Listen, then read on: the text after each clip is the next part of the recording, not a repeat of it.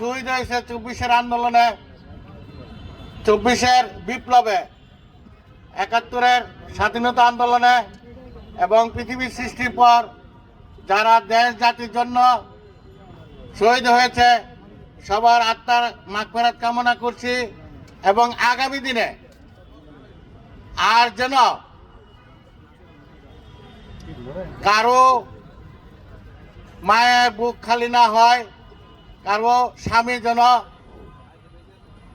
চিরবিদায় না নেয়, শহীদ না হয়, কারো বোনের ভাই যেন শহীদ না হয়। আপনারা এই দেশের পরিবর্তনের জন্য, এই দেশের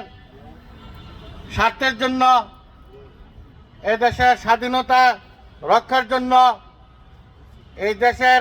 দেশপ্রেমের জন্য আপনারা আপনাদের আত্মনিয়োগ করবেন এবং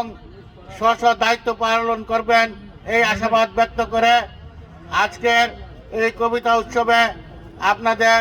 সুস্বাস্থ্য কামনা করে এবং